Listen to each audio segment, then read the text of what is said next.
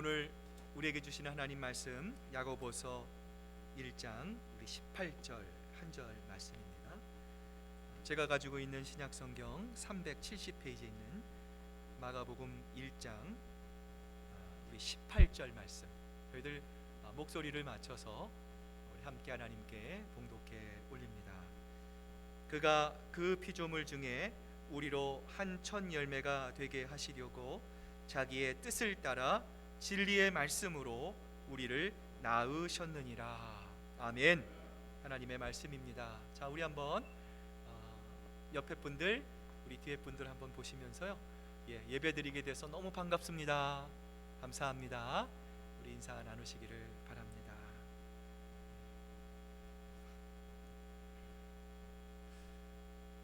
경상도 시골에서 목회를 하시던 한 목사님이 서울에 있는 한 교회 초대를 받아서 그곳 교회에서 이 말씀을 전하게 되었습니다. 참 목사님의 소박하면서도 또 진실한 설교가 많은 사람들에게 참 깊은 은혜와 감동을 주었고요. 예배가 끝날 무렵 목사님이 이렇게 축도를 했다고 합니다. 하나님의 사랑하심과 예수님의 은혜와 성령님의 함께하심이 설교 멘치로 살랐고 다짐하는 모든 성도들에게 항상 함께 하실지어다.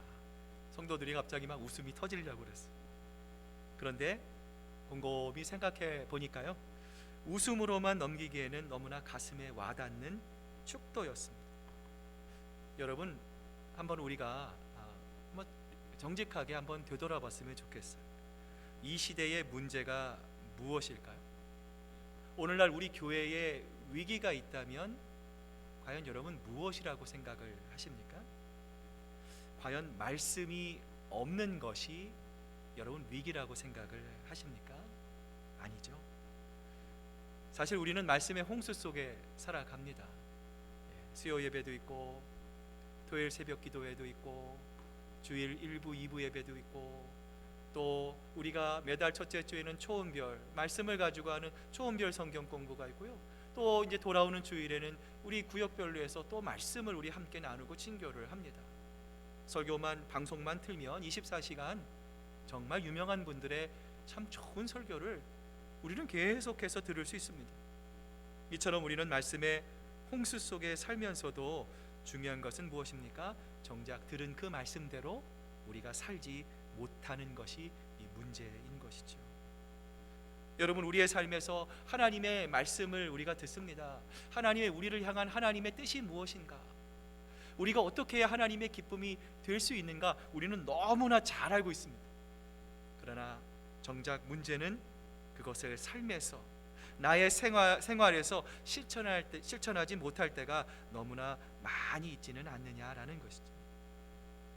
이런 우리들을 향해 야고보 기자는 하나님이 누구신가에 대해서 우리에게 말씀합니다. 그리고 우리가 현재 당면한 문제를 극복할 수 있도록 우리에게 좋은 영적인 권면을 하고 있는데요. 자, 여러분 기억하십니까? 지난주 우리는 시험의 원인이 무엇인지에 대해서 야고보 사도가 우리에게 말했습니다. 그리고 보다 더 적극적으로 하나님께서 모든 축복의 근원이시라는 것이죠. 신령한 은사와 모든 축복이 어디서부터 내려옵니까? 빛 대신 하늘의 아버지에게서부터 내려온다 말씀합니다. 나아가 하나님은 우리 모든 사람들에게 영적인 생명을 주시는 분임을 오늘 야고보 사도는 오늘 본문을 통해서 우리에게 말씀하고 있는데요. 자, 우리 다시 한번 오늘 본문 말씀을 여러분 한번 그 뜻을, 그 말을 잘 기억하시면서 우리 같이 한 목소리로 같이 한번 읽어봅니다. 시작. 그가 그 피조물 중에 우리로 한 첫 열매가 되게 하시려고 자기의 뜻을 따라 진리의 말씀으로 우리를 낳으셨느니라. 자, 오늘 여러분에게 질문을 한번 드려보고 싶습니다. 여러분에게 있어서 인생은 무엇입니까? 인생을 이렇게 여러분의 가지고 있는 경험과 단어로 이렇게 축약해 본다면 여러분은 어떻게 설명하실 수 있겠습니까? 아마 여러분마다 경험한 이야기로 여러분만의 인생을 아마 여러분 설명하실 것입니다. 여러분, 그런데요, 공통적으로 우리의 인생은 세 가지 단어로 요약할 수 있습니다. 첫 번째가 무엇입니까? 잉태죠. 두 번째는 무엇입니까? 출산입니다. 그리고 마지막은 무엇일 것 같아요? 바로 사망입니다. 잉태와 출산과 사망. 여러분, 이 세 가지가 바로 우리의 인생입니다. 태어나기 위해서는요, 누구나 먼저 잉태되어야 합니다. 여러분, 우리 그리스도인들도 마찬가지죠. 우리 그리스도인들도 말씀으로 잉태되었습니다. 허물과 죄로 죽었던 우리들입니다. 0.1%의 희망이 우리에게는 없었어요. 이러한 우리들에게 진리의 말씀이 일방적으로 선포됩니다. 그리고 그 말씀이 우리 마음속에, 우리 안에 들어오게 된 것이죠. 사망과 죄로 죽었던 우리 속에 말씀이 찾아오셔서 우리가 다시 하나님과 연결이 됩니다. 그 결과 영원히 죽을 수밖에 없는 우리가 예수 그리스도를 통해서 영원히 살 수 있는 영생의 길이 열리게 된 것이죠. 여러분, 이처럼 생명이 잉태되면 그 다음은 어떤 단계이죠? 출산을 기다리게 됩니다. 자, 이처럼 잉태를 통해서 출산을 기다리는 그 과정을 가리켜서 성경은 거듭남이라고 말씀을 합니다. 자, 그런데 여러분, 갓난아기가 엄마 뱃속에서 나올 때 혹시 이런 말을 하는 아기를 혹시 알고 계시면 저한테 한번 좀 말씀해 주셨으면 좋겠어요. 엄마, 걱정하지 마세요. 엄마 뱃속에 있을 동안 내가 알아서 다 영양분 섭취하고 내가 알아서 빙글빙글 돌면서 운동도 하고 10달 동안 엄마 뱃속에 내가 잘 있다가 때가 되면 내가 알아서 엄마 배 밖으로 나갈 테니까 엄마는 아무 걱정하지 마세요. 혹시 이런 아기를 보신 분 계십니까? 없을 줄로 압니다. 여러분, 이 세상에 생명은 스스로 태어날 수가 없습니다. 여러분, 엄마가 10달 동안 이 생명을 뱃속에 품는 것은 바로 어머니입니다.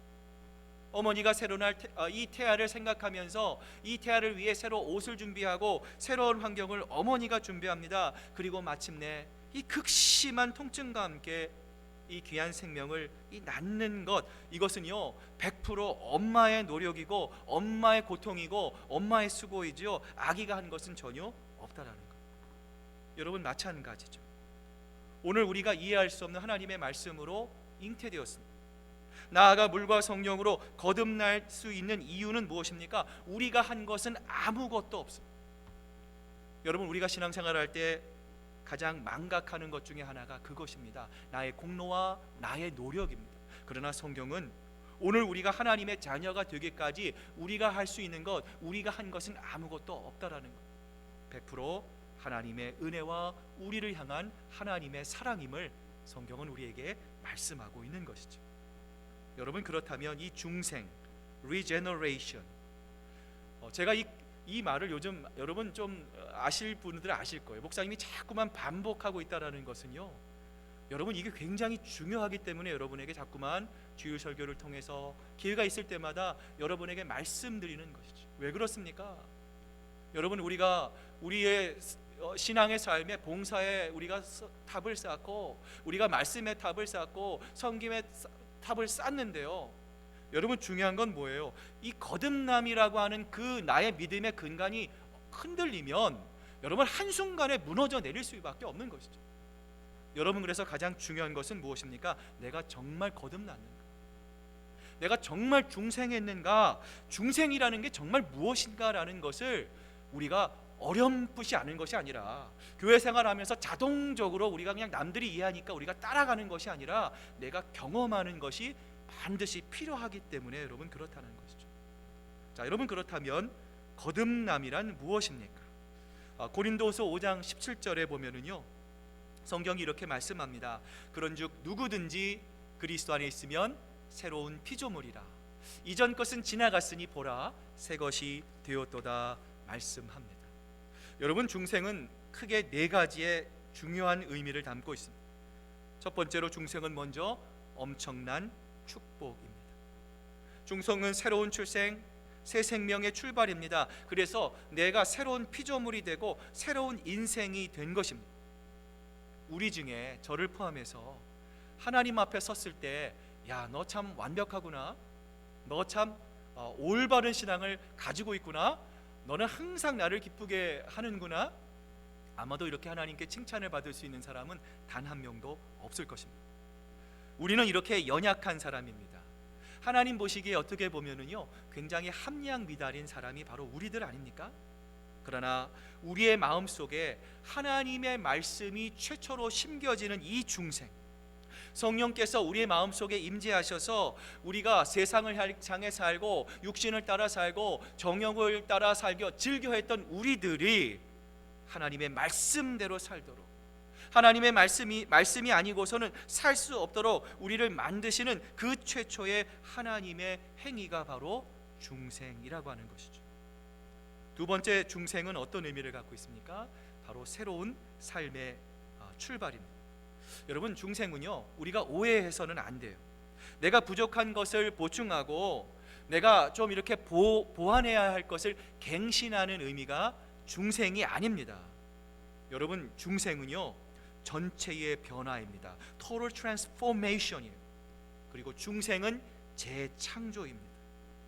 여러분, 죄 많고 부족한 인간이 하나님과 교제할 수 있었습니까? 없었습니까? 우리는 불가능했어요. 죄인인 우리가 의로우신 하나님을 본다는 것은요, 결국 죽음을 의미하는 것이죠. 아담과 하와의 불순종을 통해서 우리는 결국 하나님과 단절됐습니다. 여러분, 이 하나님과 우리가 다시 연결되기 위해서 중보자가 되시는 예수 그리스도를 통해서 우리는 다시 태어난 것이죠. 여러분, 그래서 우리가 어떻게 예배를 드릴 수 있습니까? 하나님은 영이신데 우리가 어떻게 하나님께 예배를 드립니까? 영과 진리로. 오직 거듭난 사람, 하나님의 말씀이 우리 삶의 중심이 되고 그 말씀을 통해서 하나님이 내 모든 것이 된다라는 것을 고백하는 사람만이 온전한 하나님을 향해 신령과 진정으로 예배 드릴 수 있는 것이죠. 여러분, 과거 우리의 주도적인 성향은 무엇입니까? 항상 죄를 향했습니다. 세상을 향했습니다. 사탄을 향했습니다. 여러분, 거듭 말씀드리지만 우리가 세상으로 가는 것은요, 교육이 필요 없습니다. 여러분, 예배 드리는 것을 우리가 등한히 하고 기도하지 않고 신앙생활 하지 않으면 우리의 성향은요, 얼마든지 세상을 향해서 가고자 하는 것이 바로 우리의 본성입니다. 이러한 우리들이 하나님을 향한 상태, 하나님이 말씀을 향하는 상태, 저 천국의 영광을 바라보는 하나님을 바라보는 상태로 바뀌었다라는 것, 이것이 바로 무엇입니까? 중생이라고 하는 것이죠. 여러분, 중생은 또한 세 번째로요, 우리가 하나님의 성품을 닮아가는 것입니다. 다시 말하면 제가 지난주 여러분에게 말씀드린 것처럼 우리의 마음속에 뭐가 심겨져 있어요? 하나님의 말씀이 심겨져 있는 것.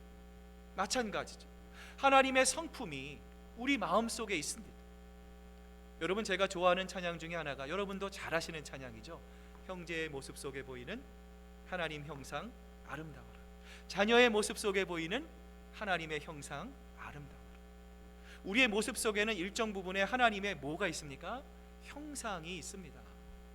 여러분, 그래서요, 하나님의 형상을 우리가 일정 부분 입었기 때문에 여러분, 우리의 말에요, 하나님의 능력의 일부가 담겨져 있습니다.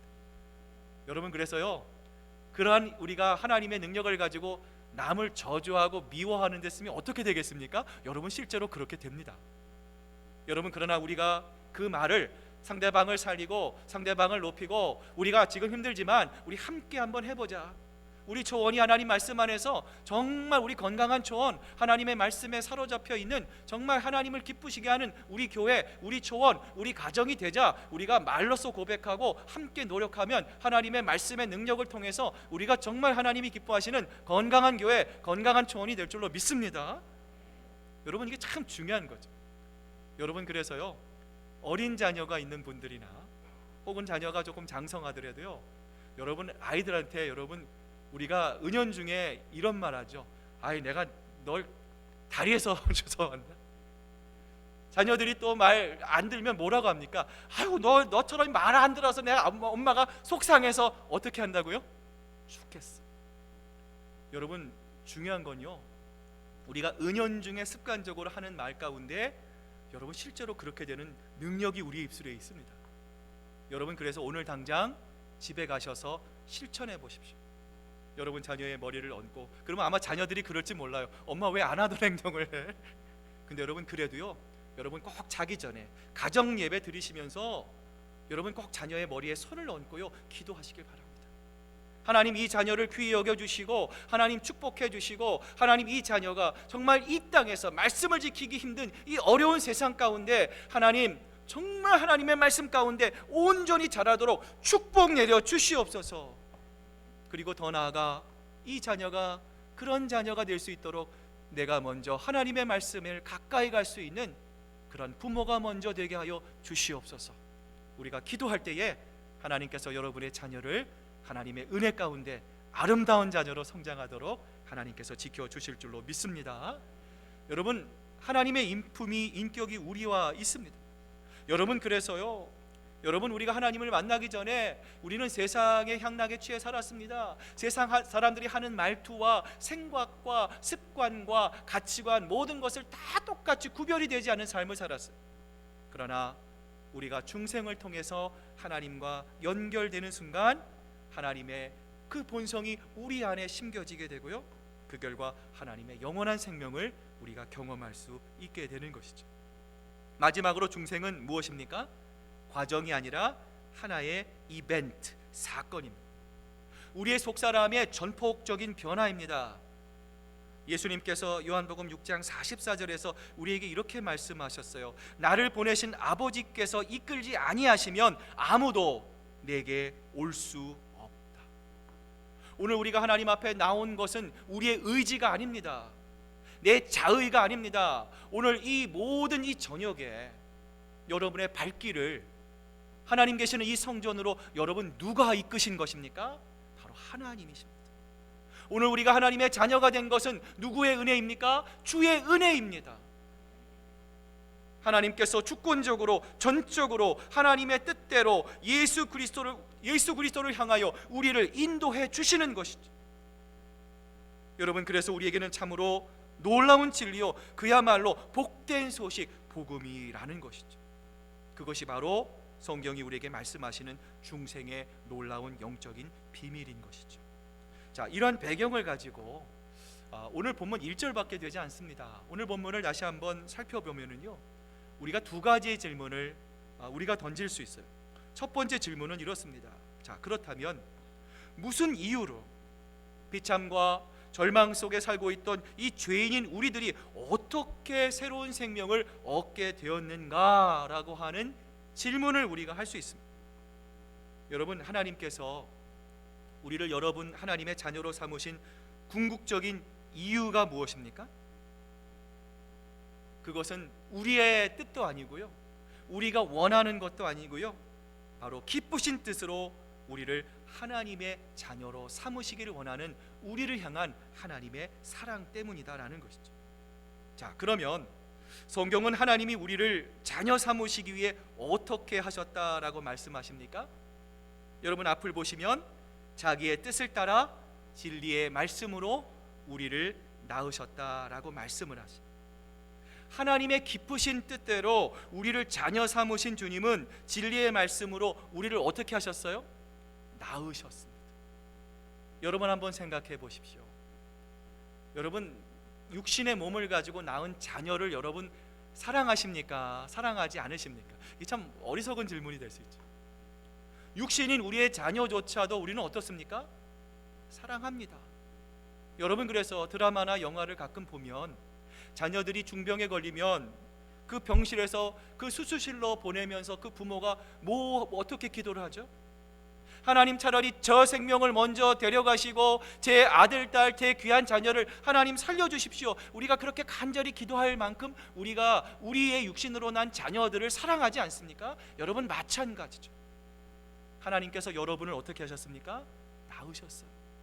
여러분은 하나님의 자녀입니다. 여러분 이 세상에 우리가 상상할 수 없는 하나님의 사랑을 받은 존재임을 우리가 기억할 수 있어야 되는 것이죠. 여러분 한번 생각해 보십시오. 우리가 너무나 구원을 당연하게 생각합니다. 그래서 감격이 없어요. 기쁨이 없어요. 근데 여러분 한번 솔직하게 생각해 보세요. 내가 어떻게 죽음으로부터 영원한 생명으로 이런 나 같은 사람이 어떻게 옮겨질 수 있었을까? 어떻게 인생이 죽음에 이르는 병으로부터 생명에 이르는 치유함을 받을 수 있었을까?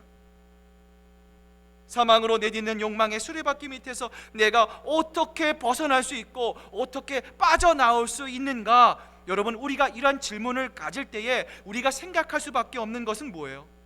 하나님께서 진리의 말씀으로 여러분 한 분 한 분을 낳으셨기에 가능하다. 오늘 본문은 우리에게 말씀하고 있는 거예요.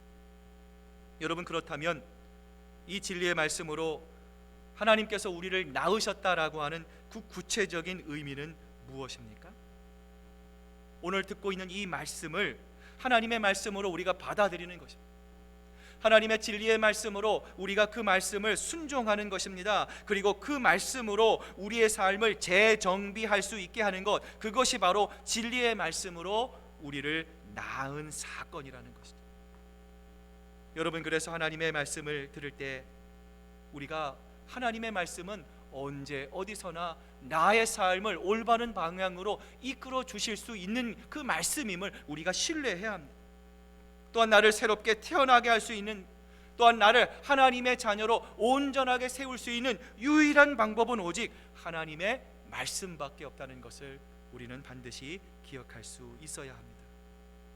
여러분, 그러므로 말씀을 들을 때 우리는 하나님께서 나를 이렇게 사랑하시는구나, 나를 하나님께서 나에게 잉태하시고 나를 품으셨다가 나를 낳으실 정도로 하나님께서는 정말 이 세상에 수없이 많은 사람 가운데 먼지와도 같은 나, 세상에 주목을 받지 못하는 사람, 인정을 받지 못하는 나일지라도 하나님은 나를 이처럼 사랑하시는구나, 그러한 마음을 가지고 우리의 마음을 열고 하나님의 말씀을 받을 수 있어야 합니다. 그런데 여러분, 그럼에도 불구하고 우리가 하나님의 말씀을 받을 때 하나님 말씀 잘 들으려고 하지 않고 오히려 이 하나님의 말씀을 멀리 하려고 할 때가 너무나 많이 있습니다. 여러분, 그 이유가 무엇입니까?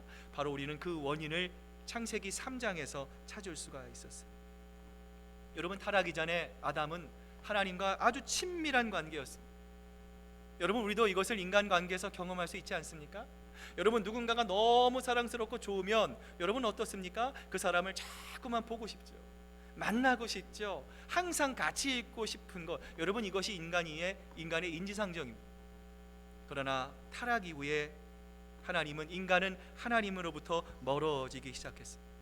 하나님이 오시는 것을 두려워하기 시작했어요. 여러분, 모든 인생은 아담의 후예입니다. 여러분, 그래서요, 하나님이 막연히 두려운 것이죠. 본능적으로, 영적으로 내가 죄인이라는 것을 알기에 하나님이 가까이 오시면은요 두려운 것이죠. 여러분, 그러나 하나님은 두려운 존재가 아닙니다. 우리를 사랑하셔서 이 말씀으로 우리를 새롭게 하시고 이 말씀으로 우리에게 하늘의 놀라운 축복과 은사를 주시기를 원하시는 분이 바로 우리 하나님이시죠. 따라서 이 진리의 말씀이신 하나님의 말씀을 더 깊이 이해하기 위해서 여러분, 이 세 가지를 반드시 실천하셔야 합니다. 첫 번째는 무엇입니까? 먼저 하나님의 말씀을 듣는 것이 꼭 필요합니다. 에베소 기자는 에베소서 1장 13절에서 이렇게 말씀합니다. 그 안에서 너희도 진리의 말씀, 곧 너희의 구원의 복음을 어떻게 하라고요? 들으라는 거예요. 여러분, 옛말에 학문에는 왕도가 없다는 말이 있습니다. 우리가 하나님이 기뻐하시는 그리스도인, 하나님의 온전한 자녀가 되는 방법이 있다면 여러분 뭐라고 생각하십니까? 특별한 방법이 없어요. 누구나 하나님의 말씀을 들어야 합니다. 하나님의 말씀을 들어야 우리를 향한 그 하나님의 마음을 우리가 이해해야 합니다. 여러분, 그러기에 우리가 하나님의 말씀을 들을 수 있는 예배의 자리에 나오기를 힘써야 하는 거예요. 여러분, 누구나 하나님의 말씀을 들을 수 있는 것, 그것이 바로 하나님을 이해하는 첫 번째 단계입니다. 두 번째는 무엇입니까? 구원의 복음을 듣고 또한 우리에게 선포되어진 그 말씀을 우리가 어떻게 해야 됩니까? 믿어야 합니다. 말씀은 말씀대로, 우리의 믿음은 믿음대로, 여러분, 이 서로 이렇게 갈라지면 안 되죠. 그 말씀이 우리 마음속에 다가왔을 때 그 말씀이 하나님의 말씀임을 우리가 믿고 나가는 것이 바로 하나님을 이해하는 두 번째 방법입니다. 자, 세 번째 방법은 무엇입니까? 우리에게 선포진 하나님의 말씀을 우리가 아멘으로 받는 것입니다. 그리고 더 나아가 우리의 삶을 통해서 하나님의 말씀을 묵상합니다. 묵상함을 통해서 내가 이 말씀 붙잡고 내가 내 삶에서 어떻게 이 말씀을 실천하고 살아갈 것인가, 우리가 이 일상의 삶을 살아갈 때 그 하나님의 말씀에 반응했던 것, 그리고 그 가운데 하나님께서 나에게 힘을 주시고 나에게 능력을 주시고 나와 함께 하셨던 그 하나님의 놀라운 능력의 영적인 경험을 성경 공부 시간에 우리 초원 식구들과 함께 나누는 것입니다. 그 과정을 통해서 우리 모두는 하나님을 향한 그 더 깊은 이해로 나아갈 수 있게 되는 것이죠. 여러분, 이 순간을 가리켜 성경은 진리의 말씀으로 낳으셨다 말씀하고 있는 것입니다. 한때 유혹으로 크게 넘어진 이 다윗이 다시는 내가 그런 유혹에 넘어지지 않겠다 고백하고 쓴 시편이 바로 이 119편 11절 말씀인데요. 자, 이 말씀 속에서 다윗이 우리에게 뭐라고 고백하고 있습니까? 자, 우리 한번 같이 읽어보겠습니다. 시작. 내가 주께 범죄하지 아니하려 하여 주의 말씀을 내 마음에 두었나이다. 내가 주께 범죄하지 않기 위해서, 내가 이제 내 마음대로, 내 뜻대로, 내 고집대로, 내 욕망대로, 내 뜻대로 살아가지 않기 위해서 주의 말씀을 어디에 두었다고요? 내 마음에. 그렇습니다. 여러분, 그렇습니다. 여러분, 지금도 수없이 많은 유혹이 있습니다. 여러분, 우리가 영적인 시각으로 보면은요, 이 세상은 무시무시한 세상입니다. 사탄이 우는 사자처럼 삼킬 자를 찾아 돌아다니고 있습니다. 미혹할 자를 찾고 있습니다. 여러분, 꼭 기억하셔야 합니다. 여러분, 하나가 되지 못하는 비결은 무엇입니까? 작은 틈을 통하여 사탄은 역사합니다. 저는 우리 큰사랑교회가 이 성전만이 건물이 아니라고 생각을 합니다. 오늘 이 자리에 나와 있는 여러분 한 분 한 분이 바로 하나님의, 우리 시애틀 큰사랑교회 거룩한 성전입니다. 여러분들이 영적으로 건강해야 합니다. 여러분들이 더 하나님을 뜨겁게 사랑해야 합니다. 사탄이 여러분 마음속에 틈타지 않도록 성령의 검, 구원의 투구, 하나님의 말씀으로 방어하고 늘 하나님의 말씀 가운데 살아갈 때에 우리 큰사랑교회는 하나님의 능력과 보호하심 가운데 건강한 교회, 이 세상을 비키는 빛과 소금의 역할을 감당하는 아름다운 교회가 될 줄로 믿습니다. 여러분, 그러기 위해서는 하나님의 말씀을 올바로 바라보아야 합니다. 하나님의 말씀을 우리가 소중하게 간직해야 합니다. 말씀이 선포될 때 그 말씀을 잘 들으시고 그 말씀을 경청하고 날마다 선포된 말씀을 묵상하고 그 묵상한 말씀을 우리의 삶에서 실천하기 위해 노력할 때에 그러한 여러분의 모습을 통해 주변 사람들이 놀라게 되고요, 이것을 통해 우리 하나님의 이름이 더욱더 아름답게 선포되게 될 줄로 믿습니다. 두 번째, 오늘 이 본문을 통해서 우리가 갖게 되는 질문은 무엇입니까? 하나님은 왜, 그렇다면 우리를 진리의 말씀으로 낳아서 자녀로 왜 우리를 삼으셨을까라고 하는 것입니다. 여러분, 하나님이 왜 진리의 말씀으로 우리를 낳으셨을까요? 오늘 이러한 우리의 질문에 오늘 본문이 우리에게 이렇게 말씀하시는데요. 자, 우리 한번 앞을 보시면서 같이 한번 읽어봅니다. 시작. 그가 그 피조물 중에 우리로 한 첫 열매가 되게 하시려고. 왜 하나님이 우리를 낳으셨습니까? 무엇 때문에요? 우리로 하여금 피조물의 첫 열매가 되게 하시려고 진리의 말씀으로 우리를 낳으셨다라는 거예요. 여러분, 그렇다면 피조물의 첫 번째 열매가 된다는 것은 어떤 뜻을 갖고 있습니까? 여러분, 오늘 이 야고보서는요 2000년 전에 선포되어진 말씀입니다. 그 당시 야고보가 이 복음을 선포했을 때 당시에 많은 사람들은 대부분 이 농사의 일을 하고 있었을 거예요. 그래서 이 야고보의 이 말씀을 듣자마자 그들은 쉽게 이 피조물의 첫 열매가 된다는 것이 어떠한 의미인지를요 그들은 쉽게 깨달을 수 있었을 것입니다. 여러분, 하나님께 드리는 열매가 바로 첫 열매입니다. 첫 열매를 가장 좋은 것으로 여기고 그것으로 하나님께 드린다는 것, 그것이 바로 우리 자신이 되어야 한다라는 것이죠. 여러분, 따라서 우리를 피조물 중에 첫 열매 그리스도인이 되게 하셨다라는 것은 어떤 의미입니까? 하나님께서 자신의 몫으로 삼기 위해 하나님께서 우리를 일방적으로 택하셨다라는 거예요. 우리가 잘나서 하나님께서 우리를 택한 것이 아닙니다. 우리가 남들보다 뛰어났기 때문에 하나님이 우리를 지목하시고 너는 내 것이라 하나님께서 말씀하신 것이 아닙니다. 저는 지금도요, 이 설교를 준비하면서 제가 이해하지 못하는 것이 있습니다. 왜 하나님이 우리를 이렇게 사랑하실까? 왜 하나님이 지금도 우리를 하나님의 자녀로 삼아 주셨을까? 왜 지금도 우리를 향한 하나님의 사랑이 조금도 변함이 없이 지금까지도 하나님의 사랑은 무궁무진할 수 있을까? 제 작은 머리로요, 설교 준비하는 동안 아무리 이해하려고 해도요, 이해가 되지 않았습니다. 그런데 성경은 우리에게 이렇게 대답해 줍니다. 그 기쁘신 뜻대로. 저는 이 하나님의 말씀을 발견하고요, 온몸의 전율을 느꼈습니다. 여러분, 우리는 다른 사람들이 우리에게 안 좋은 언행을 하거나 싫은 행동을 하면 그 사람을 자주 보죠? 어떻게 합니까? 보지 않죠. 멀리 하려고 합니다. 그 사람과 말을 섞지 않으려고 합니다. 내가 화가 났다는 것을 그 사람에게 보여주려고 합니다. 그런데 우리는 하나님을 배반하고 하나님을 원망하고 하나님의 말씀을 수없이 많이 듣지만 그 말씀 가운데 우리가 그 하나님의 말씀에 실천하지 못함에도 불구하고 우리를 향한 하나님의 사랑은 조금도 변함이 없으셨어요. 그래서 그 기쁘신 뜻대로 하나님은 우리를 하나님의 자녀로 낳으셨을 뿐만 아니라 이 세상의 모든 피조물의 첫 번째 피조물로 하나님께서는 우리를 지목하고 계신 것입니다. 이런 하나님의 마음을 스바냐 선지자는 스바냐서 3장 17절을 통해서 우리에게 이렇게 말씀합니다.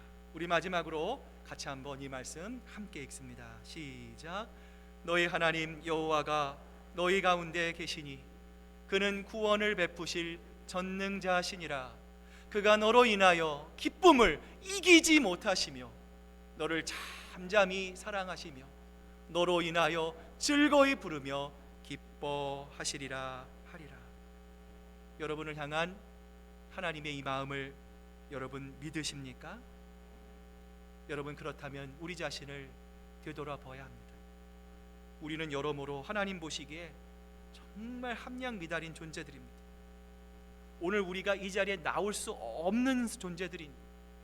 그럼에도 불구하고 하나님께서 여러분을 사랑하셨습니다. 여러분을 잉태하셨습니다. 여러분에게 중생의 경험, 출생의 경험을 주셨습니다. 하나님을 바라보게 하셨습니다. 말씀으로 여러분을 낳으시고 그것도 모자르셔서 이 세상의 모든 피조물 가운데 으뜸이 되도록 하나님께서는 여러분을 지목하셨습니다. 여러분, 그런 의미에서 우리는 너무나 소중한 존재입니다.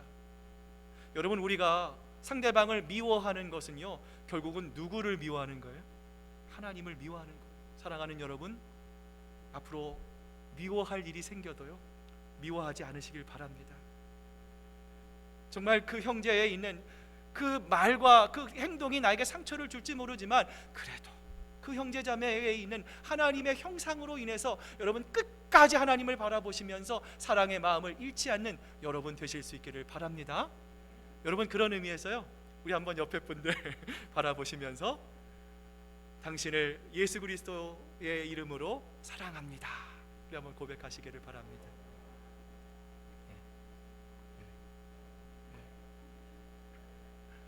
그렇습니다. 끝까지 하나님의 은혜를 기억하고 선택받은 은혜를 찬미하며 피조물의 첫 열매답게 이 땅을 그리스도인이라는 이름으로 당당하게 기쁨으로 하나님 한 분만을 바라보며 걸어가는 우리 사랑하는 시애틀 모든 성도 여러분 되시기를 주님의 이름으로 축복합니다.